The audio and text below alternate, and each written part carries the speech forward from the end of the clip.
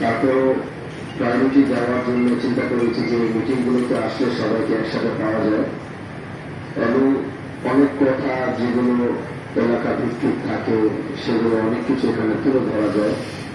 তো সে কথা চিন্তা করে কালকে রাতেই কাজ শেষ করে এই এলাকাতে চলে আসছি। আমি তো সবসময় এখানেই থাকি, পার্লামেন্টের কারণে এখন ঢাকাতে বেশি থাকা হচ্ছে। এখানে অনেকে অনেক গুরুত্বপূর্ণ বক্তব্য দিয়েছেন। আমাদের এসপি সাহেব খুব চমৎকার কথা বলেছেন, অনেক আমাদের এনএসআই যিনি আছেন উনিও খুব চমৎকার কথা বলেছেন, যিনি আছেন উনি অনেক গুরুত্বপূর্ণ কথা বলেছেন। আসলে আমরা তো চাই একটা সুন্দর সমাজ করতে, এর জন্য তো আমরা রাত দিন 24 ঘন্টা মানুষের সাথে থেকে মানুষের পাশে থেকে আমরা সর্বোচ্চ চেষ্টা করে যাচ্ছি। আমি আপনাদেরকে বলেছি যে আমি একজন সংসদ সদস্য, আমি একটা মেম্বার অফ পার্লামেন্ট। আমার কাজ কিন্তু রাতের বেলা গিয়ে সে অভিযান করা না। আমার কাজ কিন্তু রাতের বেলা সে 2:30 বাজে আমরা জানি প্রতিপক্ষদের কাছে অস্ত্র আছে, আমি কিন্তু আমার অস্ত্রের লাইসেন্স এখনো পাইনি, আজকে মনে হয় আমি পাবো।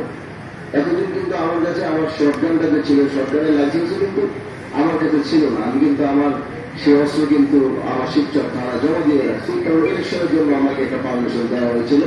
পরে ওটা শেষ হয়ে নতুন করে রেগুলার লাইসেন্সে আসতে আসতে মনে হয় যে আজকে আমি পাবো। তো আমি সে রাতের 2টা, 2:30, 3টা, 3:30, 4টা পর্যন্ত, কারণ আমরা তো প্রতিশ্রুতি, আমি এর আগেও বলেছি যে আমরা তো প্রতিশ্রুতি দিয়েছিলাম যে আমি হানজালাকে যদি আপনারা নির্বাচিত করবেন তাহলে এই দেশে আপনাদের সন্তানের নিরাপত্তার দায়িত্ব আমার।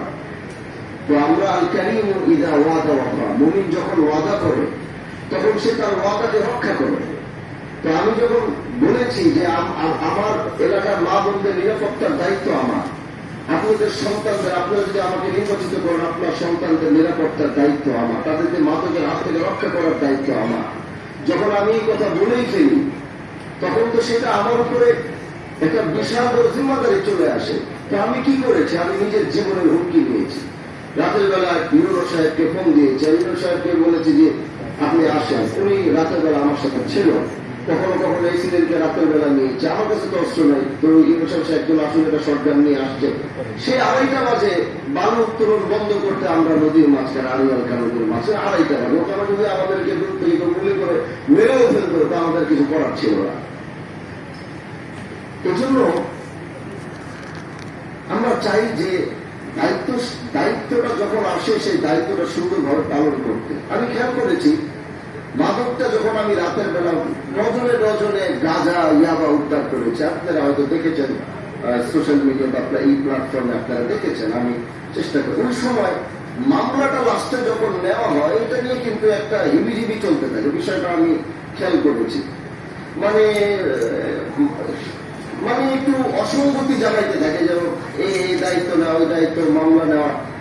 তো আমার জন্য সবচেয়ে বেশি সুবিধা হয়েছিল যে ওই ইউনো সাহেব এবং আমার যে